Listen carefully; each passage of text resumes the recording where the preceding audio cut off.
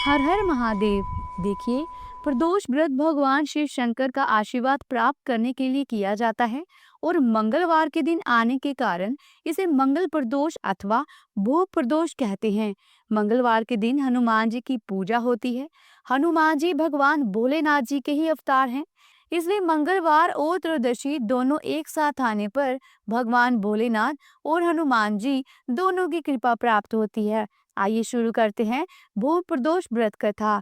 बोलिए भगवान महादेव की जय। पवन सुत हनुमान की जय। एक गांव में एक बुढ़िया माँ अपने इकलौते बेटे के साथ रहती थी। उनका सारा दिन हनुमान जी की भक्ति में ही व्यतीत होता था। वे दिन रात अपने पुत्र की सलामती के लिए कामना किया करती थी। बुढ़िया हर मंगलवार को व्रत रखकर हनुमान जी की पूजा आराधना किया करती थी। उस दिन वह ना तो घर को गोबर से लीपती और ना ही मिट्टी खोदती। एक दिन हनुमान जी ने सोचा कि ये बुढ़िया माँ हर रोज मेरी सेवा करती है, क्यों ना आज मैं इसकी परीक्षा लूं। यह सोचकर मंगलवार त्रयोदशी के दिन हनुमान जी साधु का भेष धारण करके उस बुढ़िया के घर के बाहर आए और जोर से आवाज लगाते हुए बोले कि मैं हनुमान भक्त हूँ। अगर यहाँ कोई हनुमान भक्त रहता है तो जल्दी से आओ। जब उस बुढ़िया ने आवाज सुनी तो वह तुरंत ही घर से बाहर आई और उसने साधु को हाथ जोड़कर प्रणाम किया और कहने लगी कि महाराज, मैं आपकी क्या सेवा कर सकती हूँ, आप कृपया मुझे बताएं। तब हनुमान जी बोले, मुझे बहुत भूख लग रही है, क्या तुम मुझे भोजन करवा सकती हो।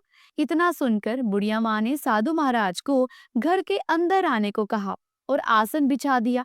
तब साधु बाबा बोले, हे माता, पहले तुम इस जगह को गोबर से लीप दो। तब बुढ़िया माँ बोली कि महाराज, आज मंगलवार है, लीपने और खोदने के अलावा अगर और कोई काम है तो मैं अवश्य करूंगी। बुढ़िया माँ का साहस देखकर हनुमान जी मन ही मन खुश हुए और उन्होंने बुढ़िया माँ को अपने वचनों में बांध लिया और कहा कि तुम अपने बेटे को बुलाओ और उसकी पीठ पर आग जलाकर मेरे लिए भोजन पकाओ।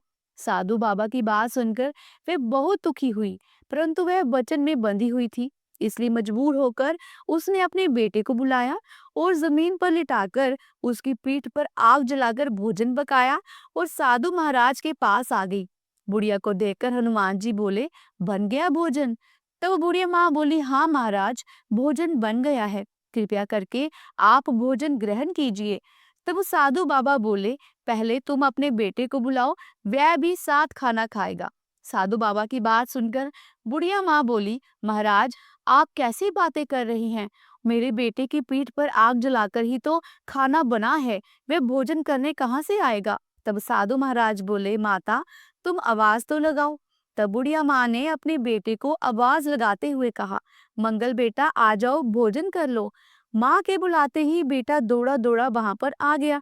अपने बेटे को जीवित देखकर बुढ़िया माँ बहुत खुश हुई और साथ ही बहुत हैरान भी हुई।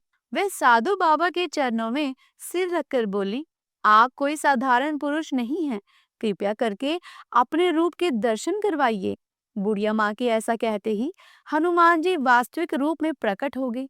हनुमान जी को साक्षात देखकर बुढ़िया माँ बहुत खुश हुई।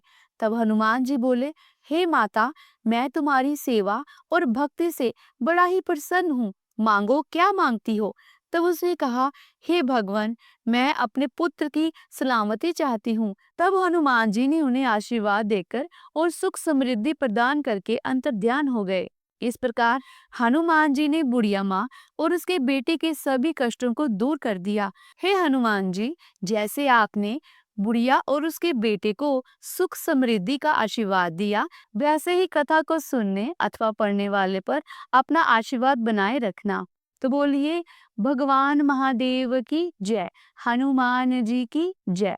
तो प्रिय श्रोताओं, ये थी आज की कथा। उम्मीद करती हूँ कि अगर आज की कथा आपको अच्छी लगी है तो वीडियो को लाइक करें, शेयर करें और ऐसे ही धार्मिक भरी वीडियोस को देखने के लिए हमारे चैनल को सब्सक्राइब करके बेल आइकन के बटन को जरूर प्रेस कीजिएगा, क्योंकि यही एकमात्र ऐसा जरिया है जिससे कि हमें पता चलता है कि आपको ये वीडियो अच्छी लगी है और फिर हमें आपके सहयोग से ही ऐसी धार्मिक भरी वीडियोस बनाने के लिए प्रोत्साहन मिलता है।